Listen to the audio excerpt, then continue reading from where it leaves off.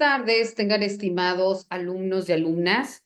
Les saluda y les da el gusto específicamente para dar inicio a la materia la doctora María Catalina Domínguez Nájera y a nombre de la Universidad José Vasconcelos vamos a llevar a cabo nuestra primera sesión virtual de la materia que lleva por nombre Legislación Educativa.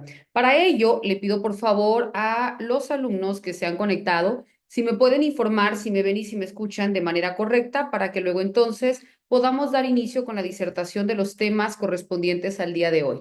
Sean bienvenidas y bienvenidos. Escucho, maestra. Muchísimas gracias. Bueno, pues es un placer, estimados alumnos. Su servidora, soy doctora en Derecho. Es un placer poder llevar a cabo la impartición de esta materia y ustedes quizás al momento de poder adentrarse al contenido de nuestro plan de estudios, se pudieron percatar por qué precisamente es una legislación educativa. ¿Por qué si nosotros que estamos estudiando la licenciatura en pedagogía tenemos que hablar de derecho, ¿no? Porque la primera unidad, si ustedes observaron, habla de qué es el derecho, de qué son las normas, la clasificación de las normas, las fuentes del derecho, la política, el derecho, la educación, etcétera, ¿no? Y después se empieza a reconocer el Estado mexicano y la política educativa a lo largo de los años hasta llegar a nuestros días. Bueno, es muy importante primero porque para que nosotros podamos el día de hoy estar en esta sesión virtual, estamos ejerciendo un derecho humano, ¿verdad? Ustedes, el derecho humano a la educación. Su servidora, el derecho humano al trabajo, ¿verdad? Si nosotros estamos precisamente gozando de una salud, bueno, pues también emana de un derecho humano, ¿verdad? Si queremos exigir al Estado alguna garantía y protección de algún derecho en específico, pues también estamos hablando de los derechos. Entonces, ¿por qué regreso? Porque es importante cuando nosotros hacemos referencia a los derechos o específicamente al derecho que tú y yo tenemos como personas, vamos a empezar dentro de la propia definición. Cuando hablamos de derechos, si yo le pregunto a Hugo Castro, ¿qué entiendes por derecho, Hugo? ¿Qué me pudieras decir? Para ti, ¿qué es el derecho? Bien, podemos dividirlo en dos, ¿no? Lo que son los derechos humanos, los que se le conceden a todas las personas, y el otro, el derecho como una norma para la convivencia en sociedad, ¿no? Eso es lo que pudiera yo definirle, doctora. Ok, muchísimas gracias, Hugo. Bueno, cuando nosotros hablamos de derecho, si bien es cierto, el derecho es uno, hablando no como una norma, hablando del derecho es todo aquello que nos rige a nosotros en cuanto al comportamiento como individuos. Y por ello, para poder emitir una definición, hablamos primeramente que el derecho es este conjunto de normas jurídicas.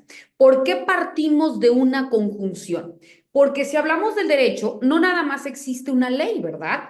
Existen leyes, existen decretos, existen reglamentos, existen jurisprudencias, existen tesis aisladas, existen leyes que van desde nuestro ámbito directo inmediato, que es nuestro municipio, nuestra entidad federativa, nuestro país y nuestro territorio como parte de un todo, hablando específicamente de los tratados internacionales, porque México forma parte de la comunidad internacional.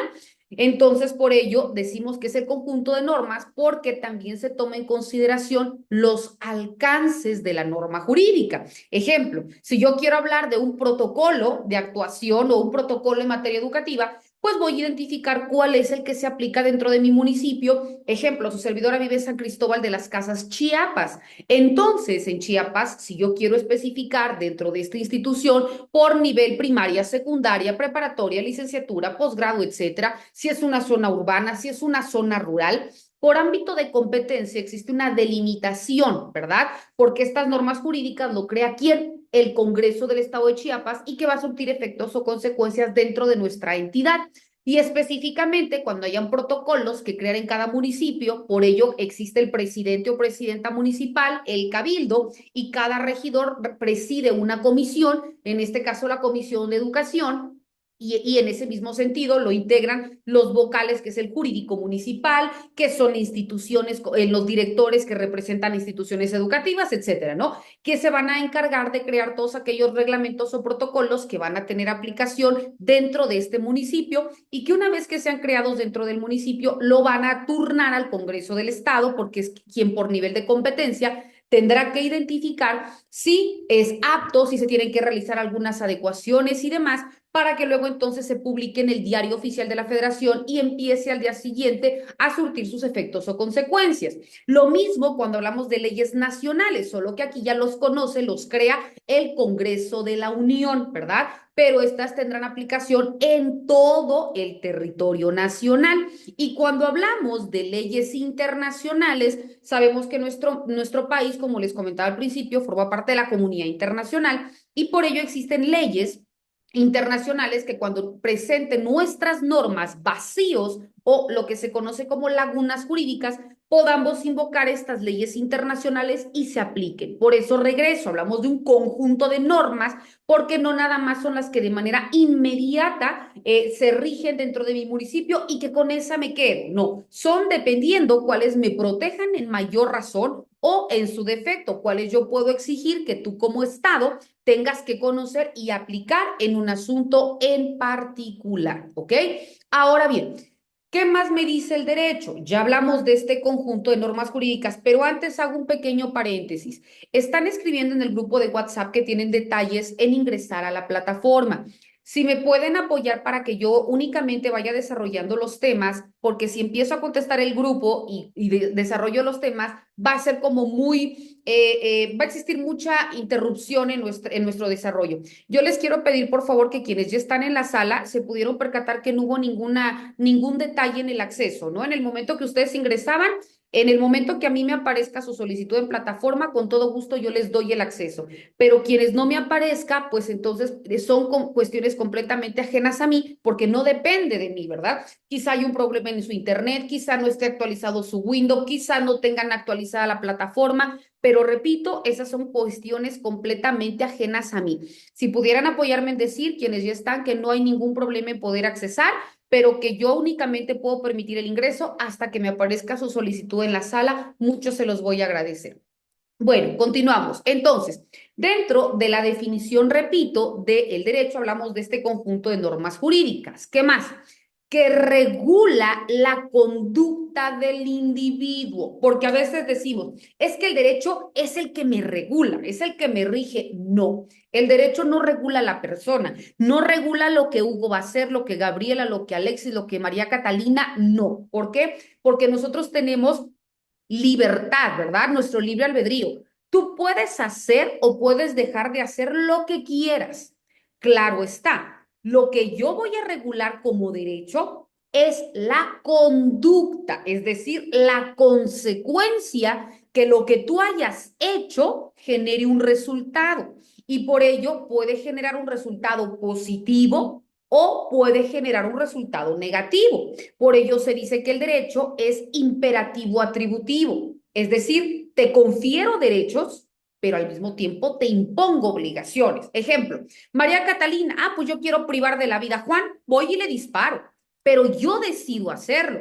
El derecho no me dice no lo hagas, el derecho me dice al que prive de la vida a alguien se le impondrá una pena de tanto a tanto. El derecho no me está diciendo María Catalina no lo hagas, me dice si tú lo haces, tienes esta consecuencia, ¿verdad? Entonces el derecho no me regula. Yo puedo hacer o dejar de hacer lo que quiera, pero todo lo que yo haga o deje de hacer tiene una consecuencia y por ello el derecho me va a proteger o por el contrario el derecho me va a sancionar. En este caso, yo lo hice, vulneré el derecho humano de la otra persona, su derecho humano a la vida, tengo esta sentencia. Pero ¿por qué también te digo que el derecho te protege? Ejemplo, nadie obligó a ustedes que estudiaran la licenciatura en pedagogía. Cada uno le estudió porque a su deseo convino, ¿verdad? A su derecho convenga. Entonces, ¿qué te dice el derecho? Tú puedes dedicarte a la profesión o al oficio que desees siempre y cuando sea lícito. No te voy a exigir, Hugo, tú tienes que ser pedagoga. Gabriela, tú tienes que ser abogada. Alexis, tú tienes que ser médico. No, ¿verdad? Cada uno eligió lo mismo cuando estudiamos un posgrado. Entonces aquí nos dice, en el momento que tú hagas lo que la ley te permite, te voy a proteger. Ejemplo, Hugo está ejerciendo su derecho humano a la educación. Él fue el que eligió la universidad, eligió la carrera, eligió la modalidad, porque pudo haber sido presencial o pudo haber sido en línea. Entonces, en el momento que él elige, adquiere derechos. ¿Cuáles son los derechos? Ah, pues que en tiempo y forma, en la modalidad en línea, estén aperturadas sus carpetas, que tenga las cápsulas virtuales, que se desarrollen sus sesiones en las fechas y horas programadas, que si hay alguna cuestión que lo emita dentro de la plataforma y que tenga una respuesta, etcétera, ¿no? Son todas aquellas circunstancias que emanan dentro del ejercicio de su derecho. Pero decíamos que tiene una obligatoriedad, ¿verdad? ¿Cuál es su obligación? Cumplir para acreditar la materia con los lineamientos que se solicitan, ¿verdad? En tiempo y forma, etcétera, ¿no? Entonces vemos que ante cualquier derecho existe una obligatoriedad, regreso. Por ello decimos, la norma jurídica es imperativo atributiva, al mismo tiempo que te confiere derechos, en ese mismo sentido te impone obligaciones. ¿Qué más me dice el derecho? Ya dijimos que es este conjunto de normas jurídicas que regulan la conducta del individuo. Y como bien nos comentaba hace rato Hugo, ¿cuál es el fin último del derecho? Que exista una paz social, ¿verdad? ¿Por qué existe la norma jurídica? ¿Por qué? Porque nosotros como individuos no cumplimos con el deber ser. Una cosa es el ser y otra cosa es el deber ser. Una cosa es lo que para Hugo pueda ser bueno o malo.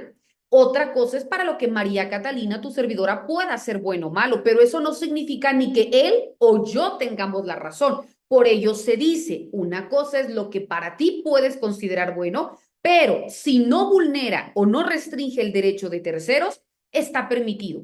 Si genera un detrimento en el bien jurídico tutelado, es decir, en los derechos de la otra persona, entonces yo como derecho voy a entrar a regular.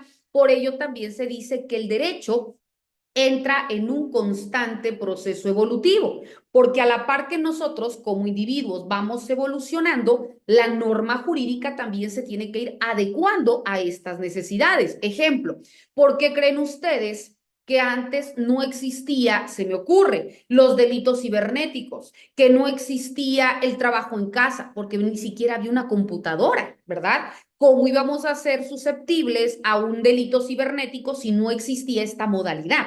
Pero ¿por qué hoy en día existe esta regulación en los policías cibernéticos? ¿Por qué existen este tipo de leyes? ¿Por qué existen esta protección de datos?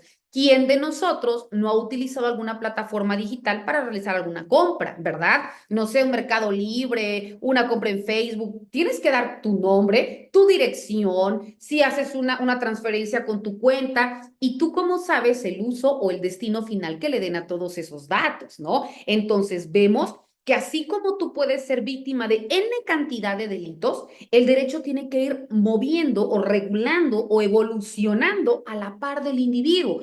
Por ello decimos que las leyes están en un constante cambio. Por ello nosotros hemos escuchado, ¿verdad, no? Que se reforma una ley, se deroga una ley, se abroga una ley o se crea una ley, ¿verdad? ¿Por qué? Porque está en este constante.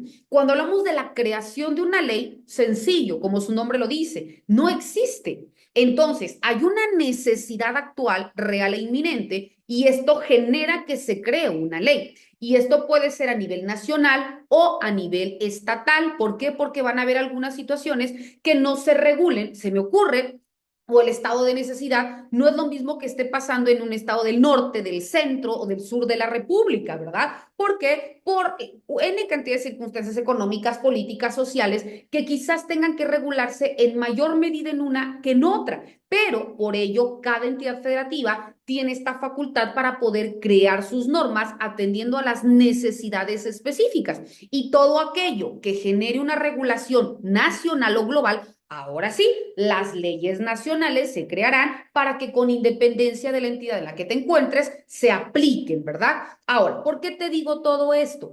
Porque, regreso, cuando hablamos que nos dice que el fin último es generar una paz social, si algo está pasando, entonces aplico el derecho. Y aplicando el derecho, en teoría, ¿verdad? Debería volver todo a su estado natural, a que exista un equilibrio social. ¿Por qué creen ustedes que si todos nosotros hiciéramos lo que debemos hacer, pues simplemente no tendría razón de ser la creación de leyes? Nosotros, en mi caso como abogada, pues no tendría trabajo, ¿verdad? Porque todo mundo haría lo que el derecho establece. Pero precisamente como no hay un cumplimiento efectivo, entonces la norma se tiene que crear para que luego entonces se aplique y dirima las controversias, pero en igualdad de circunstancias, porque tanto derecho tiene una parte como la parte contraria. Y obviamente se va a aplicar en quien haya vulnerado o haya restringido una norma. ¿Qué más me dice el derecho?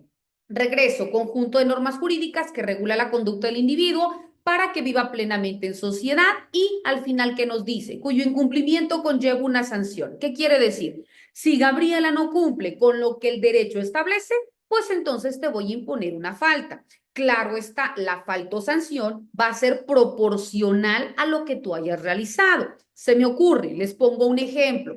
Ustedes están frente a grupo, ¿no? Y para poder dar inicio, ustedes les van a indicar, a ver, Gabriela, tú vas a el próximo ciclo escolar, vas a estar frente al segundo grado de primaria. Y es el plan que tú tienes que desarrollar. Tienes que establecer qué técnicas, qué métodos vas a utilizar, tu calendario de actividades, etcétera, ¿no? Tu plan de estudios. Lo mismo para Hugo y para cada uno de nosotros. Entonces, nos dan una temporalidad para entregar este tipo de programación, pero nosotros no sabemos cuál va a ser nuestra población objetivo. En teoría, tenemos conocimiento que vamos a trabajar, se me ocurre, niños de 7 a 8 años, ¿verdad? O de 10 a 12, de 10 a 15, no lo sé.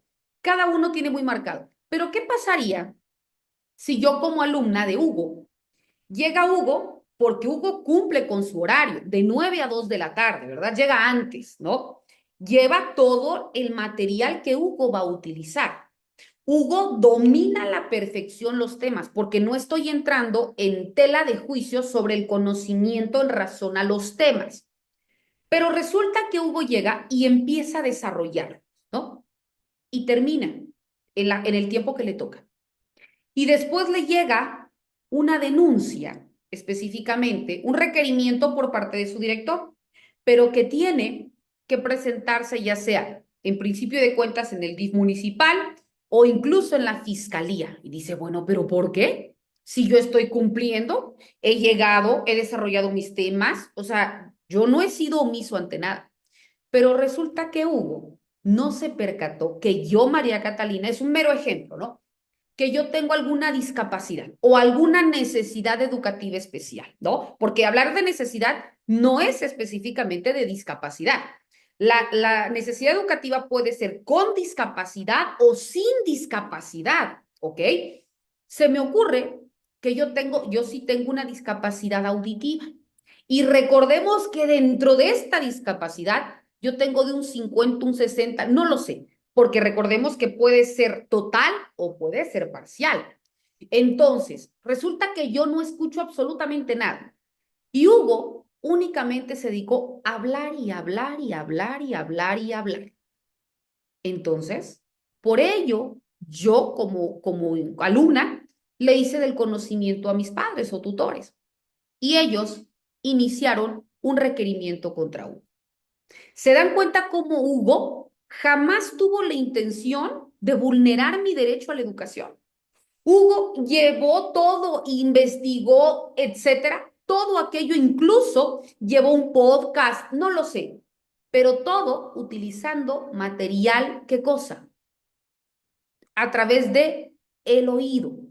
Y eso específicamente es mi discapacidad.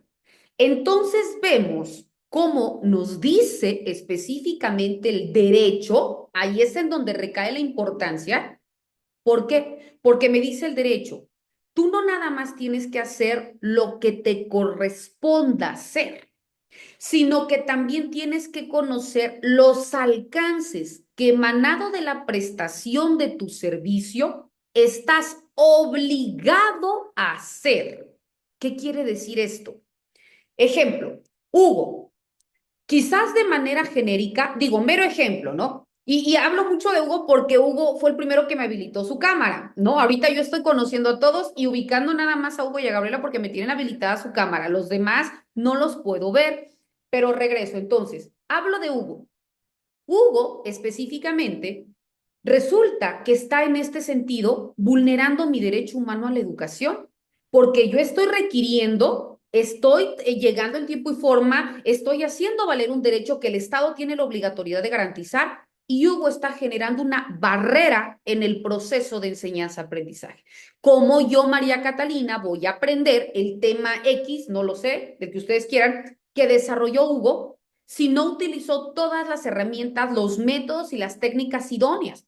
Porque, ¿qué nos dice el artículo tercero constitucional? Que la educación debe ser laica, gratuita, obligatoria, pero en condiciones de igualdad.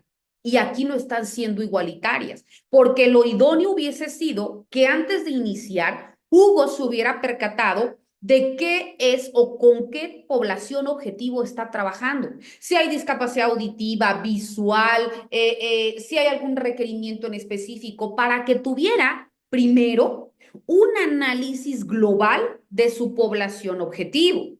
En base a ello, ahora sí, los temas que yo ya traigo, voy a investigar o voy a identificar dentro de las herramientas que adquirí durante toda mi formación en licenciatura, qué herramientas, ya sea utilizando métodos o técnicas específicas, voy a llegar a cada una de mi población, porque no va a ser lo mismo que yo utilice con las personas débiles visuales. No va a ser lo mismo que yo utilice con las personas que tienen una discapacidad auditiva, ¿verdad? El tema es el mismo, pero las herramientas que voy a utilizar, no. Y entonces, aquí, dentro, ejemplo, hablo de valores, ¿no? Ahora que está muy obligado la educación valoral, ¿verdad?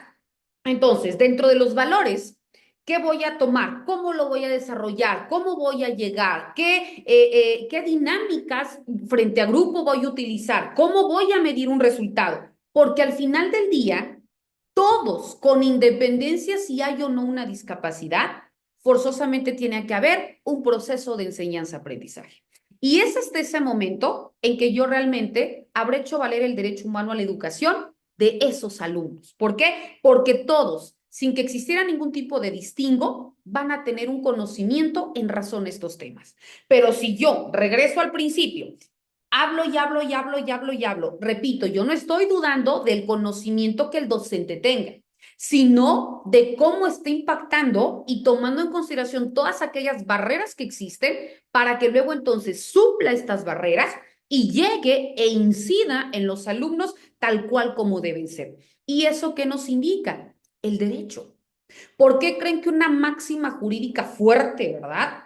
Pero muy real es la ignorancia de la ley no exime su cumplimiento. Ojo, y qué fuerte, ¿verdad? La ignorancia de la ley no exime su cumplimiento. ¿Qué quiere decir esto? Que tú no puedes decir, ah, pues es que yo no sabía, ¿no? Yo soy maestro. Yo llegué, cumplí con mi horario de entrada, mi horario de salida, me tocaba desarrollar estos temas y yo lo hice. Lo demás ya no es mi competencia. Yo no trabajo en un CAM, no trabajo en un USAER, yo desconozco, no tengo ninguna maestría en educación especial o muy mal. Y va a venir una sanción para ti adicional como docente. ¿Por qué? Porque, ¿qué te dice el derecho? Tú no estás obligado como docente a conocer todas las leyes. Por supuesto que no. Pero sí estás obligado a conocer todas las leyes que emanan del ejercicio de tu profesión. De entrada, tienes que conocer tu constitución política de los Estados Unidos mexicanos. Tienes que conocer tu constitución política de la entidad federativa en donde tú trabajas, ¿verdad? Porque yo puedo vivir en Chiapas, pero puedo trabajar en Tabasco y yo tengo que regirme en base a lo que de manera específica en esta entidad federativa se establece, ¿verdad? De entrada, tengo que conocer que existe una ley general de educación y de manera genérica tengo que conocer en qué consiste, ¿no? ¿A qué estoy obligado? ¿Y sabían ustedes que existe leyes también para zonas urbanas, para zonas rurales, etcétera? Ejemplos, hablamos en educación, no sé, se me ocurre superior. Ah, perfecto. Como cuando tú prestas una educación para tal y para tal. Entonces, todo eso es importante. ¿Por qué? Porque si no la conocemos, entonces podemos ser omisos Y al ser omiso, también estás vulnerando un derecho, porque la vulneración puede ser por acción o por omisión, es decir, porque haces algo que no debiste haber hecho o porque omitiste algo que sí lo tenías que hacer. Entonces, ahí es precisamente donde recae la importancia del derecho y también en el sentido contrario. Si alguien incurre o inicia un proceso en contra tuya, pues que también sepas qué elementos tienes para tu defensa, ¿no? Porque no nada más son todos aquellos que me van a vulnerar o que me van a actuar en contra, no. Ok, se me ocurre, Gabriela como alumna está indicando que la docente no cumple en tiempo y forma. A ver, yo habilité, ¿no? Ejemplo, en la plataforma, yo habilité, tengo a tantos y tantos alumnos que ingresaron, no existió ningún inconveniente, se desarrollaron estos y estos temas, hubo una participación, quizás los demás alumnos por esto y por esto y por esto, pero son cuestiones completamente ajenas. O sea, tengo elementos y es lo que ustedes también, por ello se debe conocer las leyes, porque como les decía, las leyes también son para restringirte, pero también son para protegerte, ¿no? Aquí es para garantizar el derecho de las personas y que existe esta obligatoriedad del Estado. Ahora bien, cuando nosotros en ese mismo sentido hablamos como otro de los temas que también forman parte dentro de nuestro plan de estudios, nos habla de las normas, qué tan importantes son las normas. Cuando hablamos de las normas, si recuerdas cuando te decía de la definición del derecho, hablábamos que es el conjunto de normas jurídicas. Ojo, no nada más te dije conjunto de normas. ¿Por qué? Porque existen muchas normas. Existen las normas sociales, existen las normas morales, existen las normas religiosas, existen las normas jurídicas, ¿no? Entonces, el derecho específicamente va a regular las normas jurídicas. ¿Por qué? Porque es aquello que ha sido creado por personas facultadas para ello. Por tanto, ustedes saben que existe en nuestro país esta división de poderes en el ejecutivo, en el legislativo y en el judicial, y que al poder específicamente legislativo es el que se le confiere la facultad para poder crear la norma, ¿verdad? Entonces, al poder, cuando nosotros hablamos del poder legislativo, pasa por este proceso de creación y de validación de la norma jurídica. ¿Y por qué te estoy comentando esto? Porque cuando nos habla de las normas jurídicas, son aquellas que son creadas por los legisladores para que se apliquen a la colectividad, aún cuando nosotros estemos en contra, ¿verdad? ¿Por qué? Porque ya han sido aprobadas, porque ya pasó por el proceso, repito, de creación y de validación de la norma y luego entonces se tiene que aplicar y que incluso si nosotros no queremos que se nos aplique, el Estado tiene esta facultad coercitiva para obligarnos incluso por medio de la fuerza pública a un cumplimiento. Entonces, ¿por qué decimos esto? Porque si nosotros no queremos hacerlo, aquí te dice, a ver, Hugo, no es si quieres, es que lo tienes que hacer porque la ley es clara, ¿no? Hay muchos que dicen, es que la ley es muy cuadrada. Sí y no, ¿verdad? Sí, porque nos establece qué es lo que debemos hacer. Y no, porque también existen, cuando hay vacíos dentro de la ley, leyes supletorias, ¿verdad? Que son aquellas que se aplican para poder, como su nombre lo dice, solventar estos vacíos, como por ejemplo jurisprudencia. Se aplican jurisprudencias cuando hay un vacío dentro de la ley y que luego entonces tenga una mayor claridad en el juez para que dirima un conflicto. Pero si nosotros regresamos y nos dice, dentro de las normas, cuando hablamos de las normas morales, son aquellas que dentro de una colectividad o en un territorio específico, dentro de un tiempo en particular, pues la misma sociedad te impone o te considera como lo correcto, como lo permitido, socialmente permitido. Ejemplo, ¿no? Me voy a casar. Ah, ok. Lo común es que la novia vaya vestido de blanco, ¿verdad? Ah, es una cuestión social porque no hay alguien que te obligue a que lo cumpla, ¿no? Cuando hablamos de una norma religiosa, lo mismo, independientemente de la religión que tú quieras, hay un ser superior que nos indica qué es lo bueno y lo malo, ¿no? Lo correcto, lo incorrecto.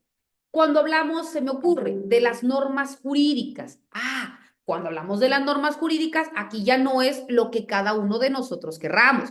Cuando las normas jurídicas nosotros invocamos, se dice que son reglas de conducta. Ya empezamos a tener como definiciones mucho más particulares. Por eso el derecho, muchos dicen que es muy cuadrado, muy metódico. Y sí, Dentro de la norma jurídica, regreso, nos dice que son todas aquellas reglas de conductas que son dictadas o que son promulgadas por un poder legitimado o legítimo, que es el poder legislativo, para poder regular, como ya dijimos, nuestra conducta a través de qué? De la creación de una ley o de una norma. Dentro de las normas o las normas jurídicas nos dice que son todas aquellas que se van a aplicar dependiendo el ámbito territorial de validez. Ejemplo, como te decía, si se crea una norma jurídica, ejemplo, la Constitución Política de los Estados Unidos Mexicanos, se aplica en todo el país. Si yo te hablo de la Ley General de Educación en todo el país, si yo te hablo de la Constitución Política del Estado Libre y Soberano de Chiapas, únicamente en Chiapas, ¿no? Y así yo te puedo delimitar. Si te hablo de la Convención de Belém do Pará, pues entonces es a nivel internacional. Entonces, estamos hablando que por razón de competencia, cada autoridad está facultada para poder crear la norma y en ese mismo sentido es en donde tendrá sus efectos o en donde tendrá sus consecuencias. Pero también cuando nosotros hablamos dentro de la norma jurídica, es importante que nosotros indiquemos que existen requisitos de creación de la norma jurídica. Y los requisitos de creación de la norma jurídica son 5. ¿Cuáles son estos? Primero, la heteronomía. Cuando hablamos de la heteronomía, se dice que las normas jurídicas son creadas por personas distintas al destinatario de la norma, es decir, por los legisladores. Los legisladores la crean, pero para que se apliquen al resto de la población y que, como hemos dicho hace rato, y que incluso son impuestas aún en contra de la voluntad del sujeto, ¿verdad? Ejemplo, María Catalina, privaste de la vida, te voy a meter a prisión. No, no quiero. A ver, no te estoy preguntando. Yo voy y tienes que compurgar esta pena. Claro está, se inicia un proceso, ¿verdad? Yo tengo el derecho a una legítima defensa, tengo el derecho a ser oído y vencido dentro de un juicio y al momento que se dicte una sentencia, bueno, pues ya me impondrán una sanción correspondiente a lo que en su momento realicé. Pero por ello nos dice que la norma jurídica se aplica aún en contra de la voluntad de nosotros. Y como te decíamos, otra de las características o de los requisitos de creación de la norma es la bilateralidad. Dentro de este segundo requisito, hay un autor que se llama León Petraszewski. León Petraszewski nos dice que las normas jurídicas son imperativo-atributivas. Al mismo tiempo que te confiero derechos, en ese mismo sentido te impongo obligaciones, ¿verdad? Tú tienes el derecho de cursar la materia de legislación educativa, por supuesto, se te asignó una persona, en este caso, que cumple con el perfil, claro está, se desarrollan los temas, claro que sí. Entonces, tus derechos están siendo validados, tus obligaciones. ¿Realizaste, cumpliste con estos criterios? Sí, entonces tienes el derecho a que tengas una calificación aprobatoria. Pero también dice que tienes obligaciones. No cumpliste con esto, no emitiste tus actividades en tiempo y forma, no emitiste tus 2 comentarios en el apartado de foro, entonces no acreditas la materia, ¿verdad? Son derechos, obligaciones que emanan de cada uno de los derechos humanos. ¿Y cuáles son los derechos humanos? Los derechos que tú y yo y cualquier persona tenemos por el simple hecho de ser personas, que los adquirimos desde el nacimiento y que se extinguen únicamente por causa de muerte, ¿verdad? Por ejemplo, la vida, la salud, la libertad, el patrimonio, etcétera, ¿no? Hay derechos que por su propia naturaleza los adquirimos desde el nacimiento y otros los vamos a hacer valer cuando tenemos la mayoría de edad. Por eso se dice que nosotros como personas tenemos 2 tipos de capacidades, que es la capacidad legal de goce y la capacidad legal de ejercicio. Cuando hablamos de la capacidad legal de goce, es la que yo tengo como María Catalina desde que nací, ¿verdad? Tengo derecho a un nombre, tengo derecho a un domicilio, tengo derecho a una ciudadanía, tengo derecho a una familia, ¿verdad? Por el simple hecho de que soy persona.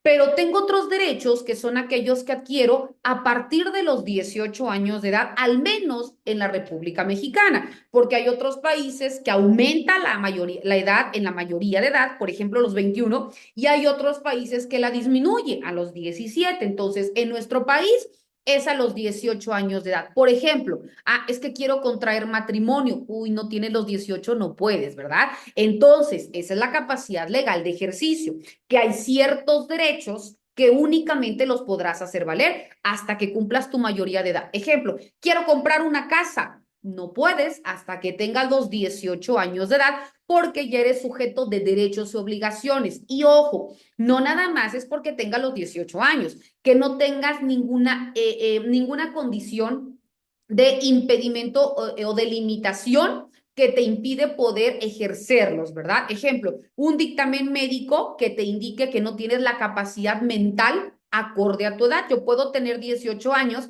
y tener una madurez mental de 5. Entonces, aunque mi edad cronológica sea una, mi madurez mental no lo es y por tanto yo necesito tener un tutor o un representante legal para que me asista, ¿no? Entonces, hay también determinados requisitos o lineamientos específicos para que nosotros lo podamos hacer valer. Pero regreso, León Petrasiski, dentro del requisito de creación de la bilateralidad, nos dice que la norma jurídica es aquella que te confiere derechos, pero al mismo tiempo que te impone obligaciones para todos, ¿verdad?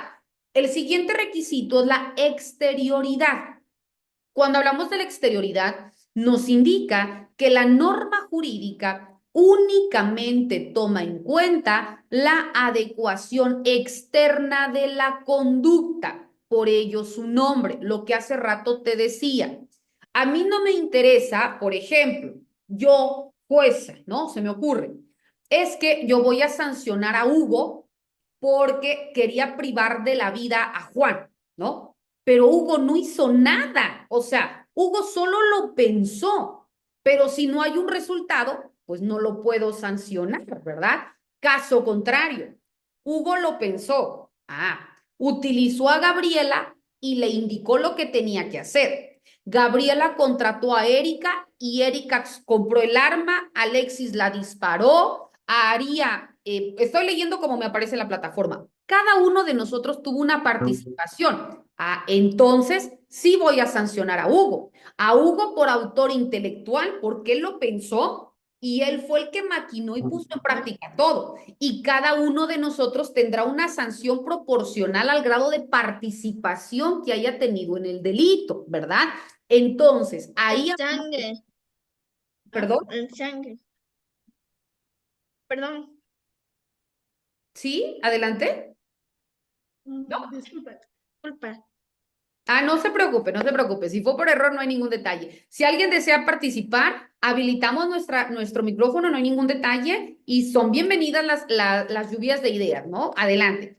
Bueno, entonces decíamos, si hay una participación y se materializa, entonces es diferente, porque ya hubo una externación de la conducta. Entonces, cada uno de nosotros tendrá una sanción proporcional al grado de participación. ¿Por qué creen ustedes que existe el autor intelectual, el autor material, el partícipe, el copartícipe, etcétera? ¿Por qué?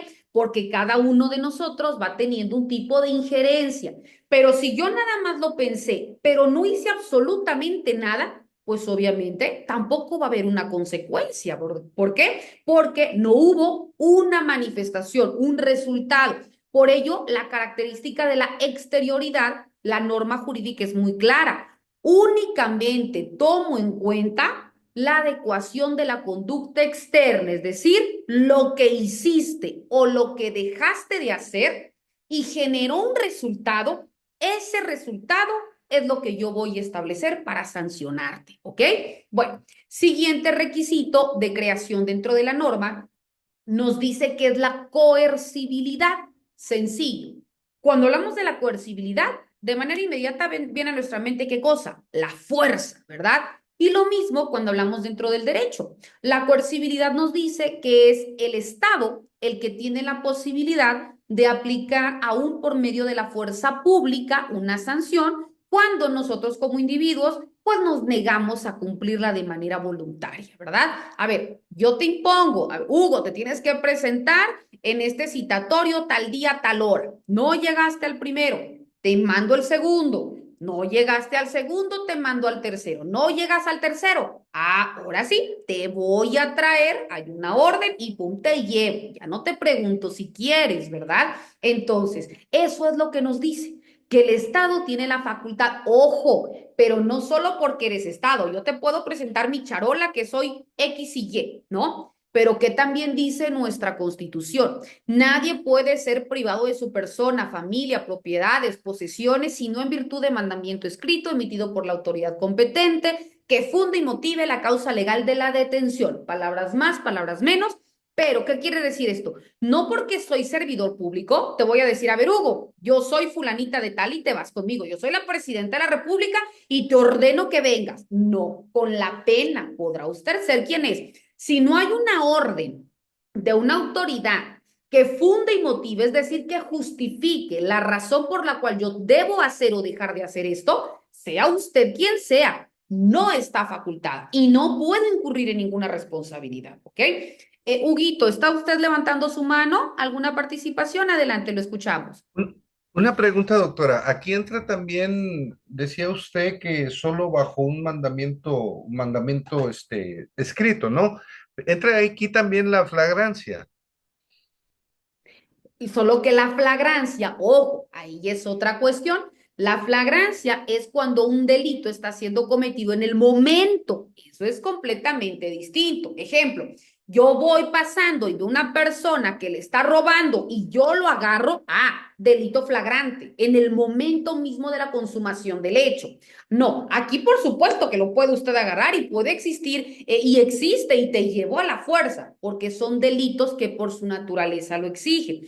Pero, por ejemplo, que usted se inició un proceso de una demanda de pensión alimenticia, pero no lo iniciaron en la vía civil, lo iniciaron en la vía penal y fue incumplimiento de deberes alimentarios. Y resulta que Hugo nunca le notificaron. Entonces, Hugo, pues ya va 6 meses, eso no te exime, porque pudiste haber llegado y depositado lo que se conoce como una preliminar de consignación de alimentos, ¿verdad? Porque es una obligatoriedad que tú tienes. Pero resulta que no te dijeron, ¿no? Y que llego y que te meto a la cárcel. Aquí, ok, a mí no me notificaron. Recordemos, hay un principio que se llama, dentro de las máximas jurídicas o principios generales del derecho, yo tengo que ser oído y vencido en un juicio. ¿Qué quiere decir? Si hay una demanda en mi contra, la que sea, yo tengo derecho a saberla. Tengo un tiempo que la ley me confiere para que yo pueda contestar lo que a mi derecho convenga. Puedo y debo emitir mis medios probatorios que también se apliquen en mi beneficio y si en base a ello todavía hay una sanción, por supuesto, pero no nada más porque una de las partes vino, pues a mí me van a emitir una sentencia porque si no todo el mundo estuviera en la cárcel, ¿verdad? Tengo que defenderme y si no es así, entonces se nulifica el proceso, es decir, tenemos que iniciar de cero. ¿Por qué? Porque se están violentando mis derechos, que es en este sentido a un debido proceso, así se le denomina, ¿ok? Bueno, seguimos. Otro de los requisitos de creación de la norma jurídica es la generalidad. ¿Qué significa la generalidad? Sencillo. Muchos autores lo definen o lo nombran como generalidad, perdón, y otros como universalidad. Cualquiera de los dos nombres es lo mismo. La generalidad o la universalidad significa que la norma jurídica es aquella que se va a aplicar a todas las personas sin que exista ningún tipo de distingo. Claro está, siempre y cuando tu conducta encuadre dentro de lo que dice la norma. Ejemplo, se me ocurre, ¿no? Ustedes saben que se creó la Ley General de Derecho de Acceso a las Mujeres a una Vida Libre de Violencia, ¿no? Que se creó el tipo penal feminicidio, etcétera. Y puede decir Hugo, no, pero porque aquí, que porque allá. A ver, Hugo, si tú no haces absolutamente nada dentro de lo que la ley establezca, ni te beneficia ni te perjudica. Únicamente tendrá efectos en quienes en un momento dado encuadren dentro de lo que dice la ley, sea hombre, sea mujer, ¿verdad? Ahí específicamente dice, por ello es universalidad. La norma se crea y a quien encuadre, ¡pum!, se aplica, ¿verdad? Si no encuadra dentro de lo que tú haces, no tiene ningún efecto o consecuencia, porque simplemente no está teniendo una aplicabilidad. Por ello es la universalidad. Ahora bien, vamos con otro de los temas que nos habla de las fuentes del derecho. Por eso les decía que toda nuestra unidad número 1 es derecho, derecho, derecho y más derecho. Yo estoy tratando de hacerlo lo más digerible posible porque, y con ejemplos muy prácticos para que quede más claro, ¿verdad? Pero si hay alguna duda, con muchísimo gusto, pregunten, ¿ok? Bueno, ahora nos vamos con las fuentes del derecho. Primero hablamos de fuente, ¿no? ¿Qué viene? A ver, Gabriela, si yo te digo, a ver, Gabriela, ¿qué es una fuente? ¿Tú qué crees que sea una fuente? ¿Qué me dirías, Gabriela?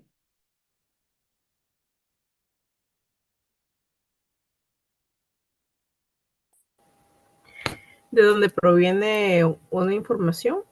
Exacto, Gabriela, muy bien. La fuente es este proceso, ¿no? De dónde emana y hacia dónde va, ¿no? Tal cual.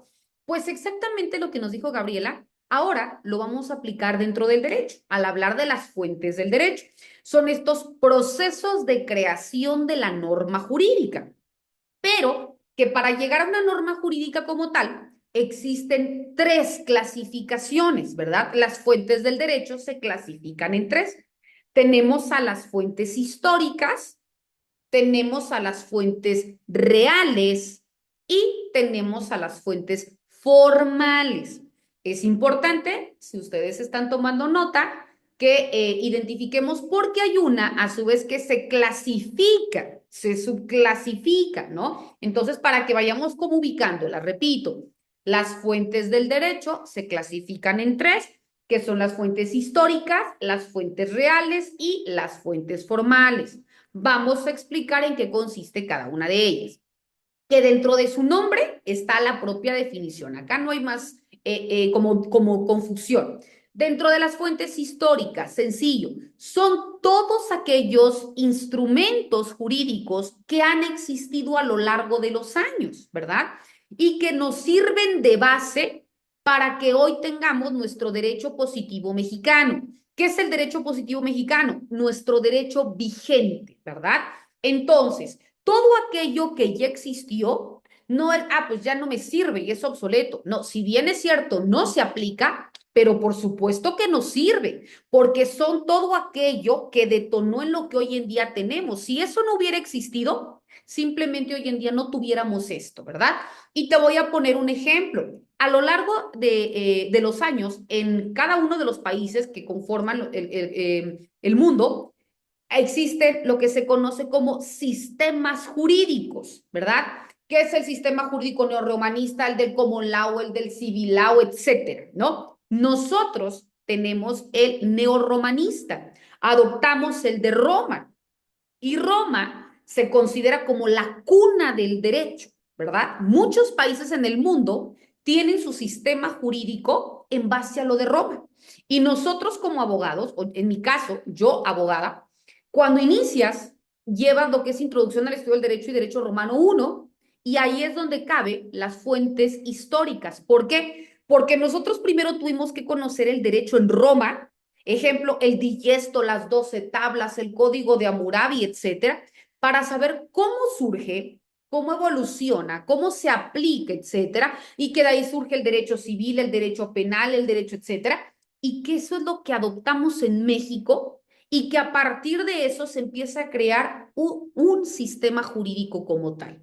Entonces, hoy en día yo no podría decir es que viene, se me ocurre, viene Hugo para que yo le lleve un asunto, una demanda de despido injustificado y yo diga, sí, Hugo, voy a fundarlo en la tabla número 5 de las 12 tablas. Me van a decir, abogada, no es admitible tu demanda porque simplemente es inoperante, ¿verdad?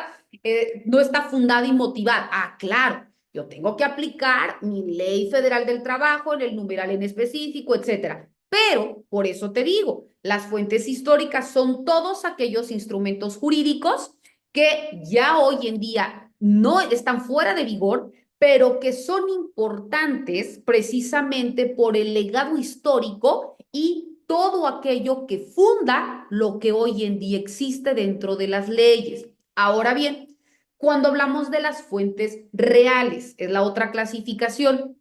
Las fuentes reales son todos aquellos factores o todos aquellos elementos que determinan el contenido de la norma jurídica vigente, es decir, son todas aquellas causas o aquellos motivos que hoy en día están surgiendo y que hacen necesario que se creen o que se regulen estas leyes. Te voy a poner un ejemplo.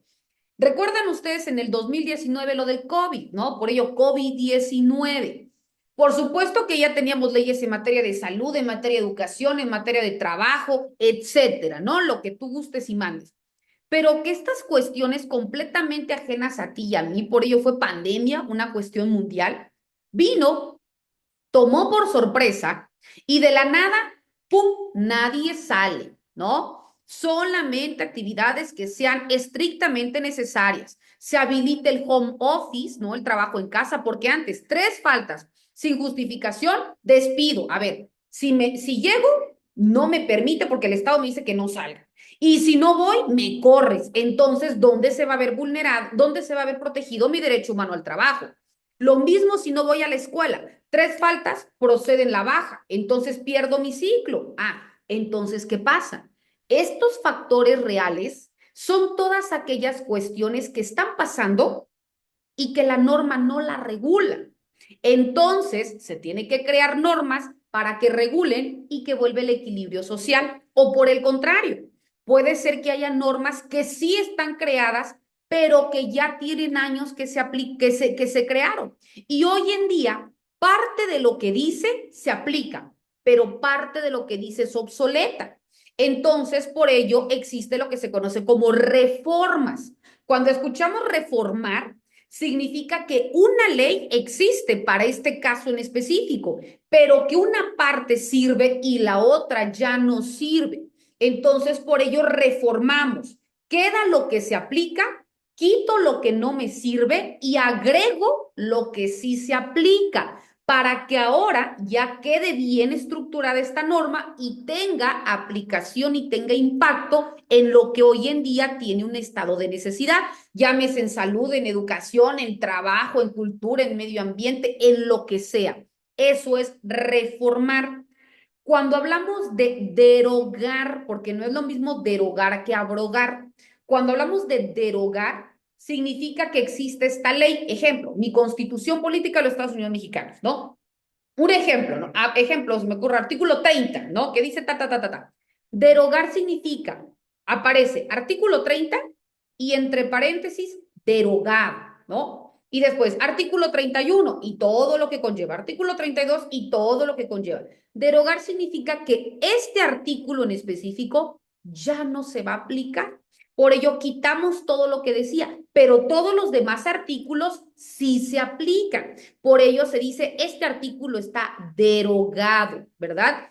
Pero cuando escuchemos abrogado, abrogar significa que toda la ley ya no se va a aplicar, no nada más un artículo, toda la ley ya no es vigente, ¿verdad? Entonces, eso específicamente es cuando nosotros hablemos de las fuentes reales. Son todos aquellos factores, todos aquellos elementos que causan un motivo de una creación, de una reforma, de una abrogación, de una ley y que por tanto se tienen que realizar para que luego entonces vuelva a existir este equilibrio o esta paz social. Y por último, y no por ello menos importante, porque esta es la que se explaya, que son las fuentes que formales, pero damos el uso de la voz al compañero Hugo, me parece que me está solicitando, adelante. Una pregunta nada más, maestra, para sintetizar un poco las notas. ¿Estas fuentes reales son entonces las que surgen a partir de las necesidades? Exacto. Ok, ¿Sí? perfecto. Son aquellas que surgen a partir de las necesidades, ojo, actuales, ¿Cuáles? reales e inminentes. Porque si son cuestiones que se necesitaban hace 15 años, pero que hoy en día lo vamos a aplicar, pues ya no tiene razón de ser. Estas fuentes reales van a surgir mediante la creación de una norma, pero por acontecimientos actuales, reales e inminentes, ¿verdad? Que generen un estado de necesidad de crear, de derogar, de abrogar o de reformar una ley. Cualquiera de estos 4, ¿verdad? ¿Sale? Ok, bueno.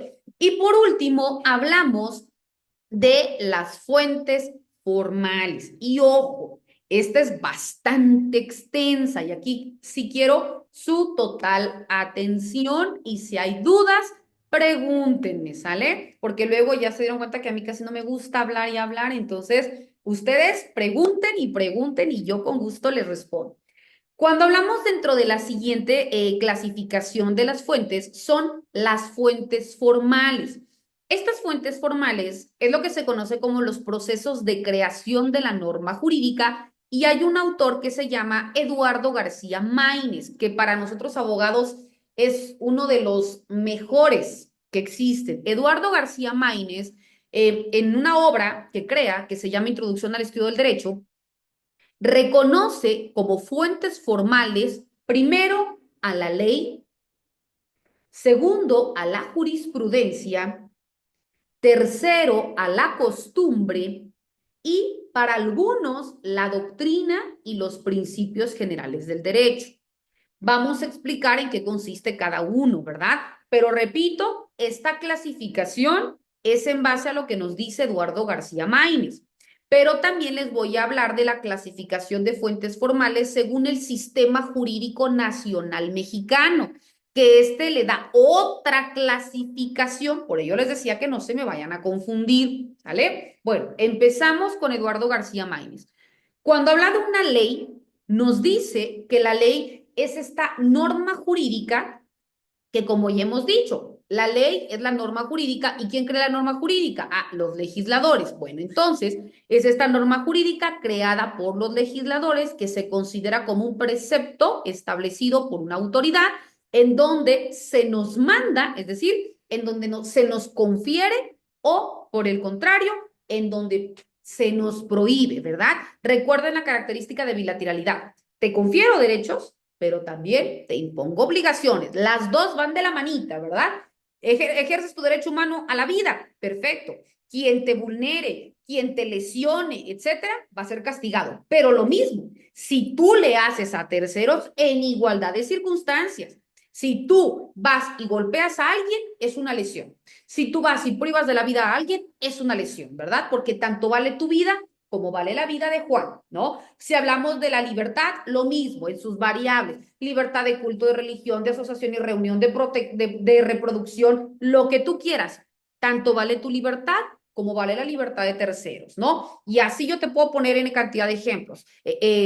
Pero aquí nos dice, repito, que es esta norma en donde se nos prohíbe o en donde se nos confiere algo, ¿verdad? Y en caso de incumplimiento nos lleva una sanción. La segunda nos dice que es la jurisprudencia. ¿Qué es la jurisprudencia? La jurisprudencia es la interpretación que de la ley hacen los tribunales federales o los magistrados en 5 tesis o sentencias ininterrumpidas. Es decir, cuando hay una ley que tiene alguna laguna jurídica o algún vacío, ¿verdad? Así se le llama, lagunas legales o jurídicas. Entonces, aquí se utilizan leyes supletorias, es decir, leyes que vayan en razón a lo mismo que dice esta ley primaria y que estos vacíos, para que no vayan a violar o vulnerar en demasía o aún más a la otra parte, entonces las aplicamos para que tengamos una total convicción y se aplique el derecho de manera uniforme. Entonces, estas son las jurisprudencias, por eso se dice que es el conjunto de decisiones que los tribunales hacen para que exista un equilibrio o un reconocimiento en igualdad al momento de aplicar una ley. Por consiguiente, entra la costumbre. Ojo, muchos dicen, es que la costumbre se hace ley. No, jamás en la vida. Eso nada más es como, no sé, un dicho o como le querramos decir. Pero jamás en nuestra vida una costumbre va a ser ley, porque como ustedes ya vieron, para que sea ley, debe de pasar por principios de creación y de validación de la norma. Y la costumbre jamás en la vida va a pasar por ello, porque la costumbre únicamente es una práctica reiterada que transgeneracionalmente se toma como cierto dentro de una colectividad, pero nunca se encuentra regida dentro de una ley, ¿no? La ley jamás la va a reconocer. Entonces, lo que está en la ley simplemente es la norma. Y lo que nada más se hace por una cuestión reiterada, eso es una costumbre, que es importante, claro, porque incluso a nivel internacional existe lo que se conoce como la costumbre jurídica internacional, que también lo aplican para dirimir conflictos de índole internacional entre países, pero repito, bajo esa nominación.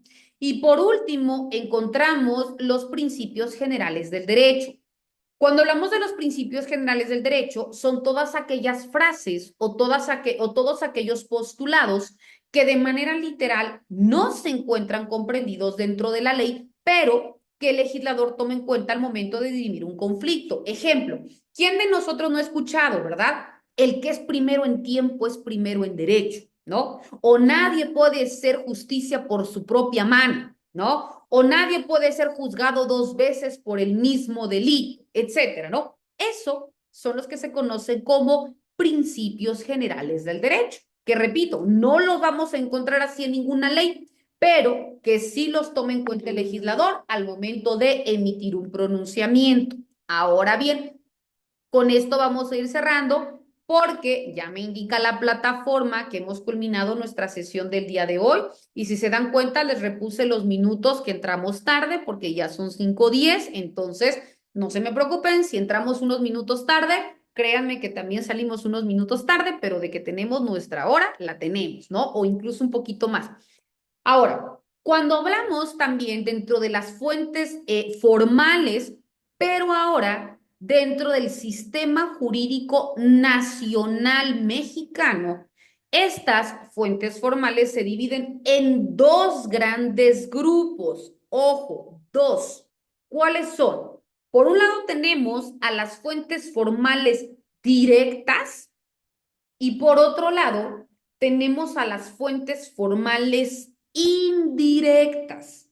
Vamos a hablar de manera rapidita en qué consiste, pero no vamos a entrar en detalle porque a su vez cada una de estas se subdividen en tres, ¿verdad? Entonces es muy extensa.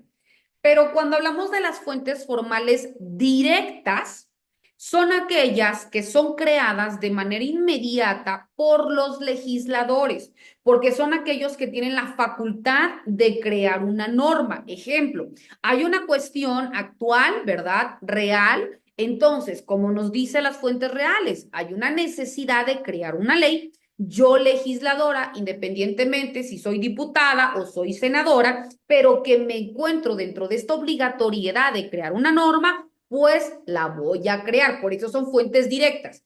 Tú eres la persona que está facultada para ello, lo tienes que crear, ¿no? Porque el ejecutivo es lo que le corresponde a la presidenta o presidente de la República. El legislativo, crear la norma. Y el judicial, como su nombre lo dice, judicializar la norma, es decir, aplicar la norma para dirimir conflictos, ¿no? Lo que hacen los jueces, ¿verdad?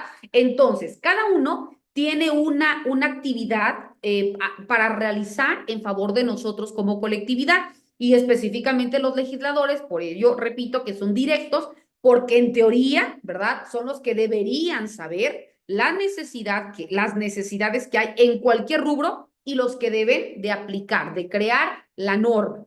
Pero también existen las fuentes formales indirectas y que muchos las desconocen y que por eso decimos, ay, pues es que los legisladores nada más están sentados y no lo hacen. Bueno, sí, en eso tienes toda la razón, pero pensamos que nada más ellos son los que están obligados y no. Las fuentes formales indirectas son aquellos que te facultan a ti que eres o no eres abogado, porque no nada más los abogados porque conocen las leyes, no, tú no eres abogado o tú que perteneces a una sociedad civil o tú como individuo que conoces este estado de necesidad y que te das cuenta que los legisladores no hacen su trabajo, que casi no pasa en nuestro país. ¿Por qué? Porque se mueven diferentes tipos de intereses económicos, políticos, sociales y culturales y por ello esto que realmente se tiene que regular o legislar, pasan las administraciones y no se regulan, o se regulan para mal, ¿verdad? Entonces, obviamente, no tienen el impacto que se espera. Y por ello estas fuentes formales indirectas son aquellas que nos facultan a nosotros como individuos o como personas que conformamos una organización de la sociedad civil a elaborar proyectos fundados y motivados que establezcan el estado de necesidad que existe, ya sea en tu municipio, en tu entidad federativa o en tu país, para que tú lo presentes en razón de competencia al órgano que corresponda. Ejemplo, si yo veo que hay este vacío en mi estado, pues lo fundamento, lo justifico y de manera oficiosa lo presento ante el Congreso del Estado, lo admiten, me sellan de recibido y oficiosamente me tienen que decir por qué sí o por qué no procede, ¿verdad? Lo mismo, si esto debe de tener un impacto nacional, pues lo presento ante el Congreso de la Unión y ahí me indicarán en el mismo sentido por qué sí o por qué no. ¿Y por qué te digo que tiene que ser oficiosamente? Porque el día de mañana, quien quita por Hugo Castro, se reforme una ley general de educación y exista esta necesidad, ¿no? Y tú, sin ser legislador, y te voy a poner un ejemplo. Yo no sé si ustedes recuerdan que en el 2016 estuvo muy fuerte y muy sonado las muertas de Ciudad Juárez, Chihuahua. No sé si lo recuerdan. Muchos lo conocen como el caso del campo algodonero y se elevó hasta rango internacional, que lo conocen como el caso de González y otras, porque repito, se elevó a rango internacional este caso. ¿Qué pasó? Aparecían mujeres privadas de la vida, violadas, cercenadas, mutiladas, ¿no? En Ciudad Juárez, Chihuahua, en el campo algodonero específicamente. Y era día tras día, tras día, tras día. Y era con odio desproporcional. Y el Estado no hacía nada porque decía, bueno, pues es que está el tipificado como homicidio, ¿no? El que prive de la vida a alguien. Sí, pero no es lo mismo que yo venga y te dispare y te mate, claro que te prive de la vida, a que yo, sea hombre o mujer, llegue, te viole, te cercione los senos, la vagina, el vientre, que son físicamente los rasgos diferenciadores de un hombre o una mujer y que obviamente al final te lleven a la privación de la vida. En ambos te estoy privando de la vida, pero no se compara la hazaña, el sufrimiento de uno y de otro. Entonces la pena, por supuesto que no puede ser igual, ¿no? Porque muchos dicen, es que las mujeres, feminicidio porque es femenino y homicidio porque es del hombre. Ahí únicamente se evidencia un desconocimiento, ¿verdad? ¿Por qué? Porque si por el contrario, a quienes hubieran estado privando de la vida hubiese sido a los hombres, pues claro que hubiera existido un estado de necesidad de regular en favor de los hombres. ¿Y qué pasa? Marcela Lagarde, que es una activista, no abogada, empieza a investigar sobre los casos, se apersona con los familiares de las víctimas, hace un estudio a fondo, se da cuenta que a nivel internacional hay instrumentos jurídicos normativos en protección de los derechos de la mujer, como te decía hace rato, la Convención de Belém do Pará, el Protocolo de Acción de Beijing, etcétera, etcétera, etcétera, que precisamente para garantizar y proteger los derechos de nosotras, porque no nada más en México es que nos decían, es que el hombre y la mujer son iguales ante la ley, y con eso ya, pues en la teoría qué bueno, pero en la praxis dista mucho de la realidad. Entonces, ¿qué pasa? Marcela Lagarde presenta este proyecto de ley a nivel nacional, y como fueron omisos en la administración de Peña Nieto, se eleva a nivel internacional y se conoce como el caso de González y otras. ¿Y por qué creen ustedes que gracias a Marcela Lagarde se reforma el Código Penal y se agrega el tipo penal feminicidio? Gracias a Marcela Lagarde, una activista, repito, no siendo abogada, Marcela Lagarde, se crea una ley a nivel nacional que se llama la Ley General de Acceso de las Mujeres a una Vida Libre de Violencia. Se activan en varios estados de la República las alertas de violencia de género contra las mujeres. Y tristemente en mi estado, en Chiapas, y yo vivo en San Cristóbal de las Casas, Chiapas, tenemos desde el 2016 una doble alerta de violencia de género.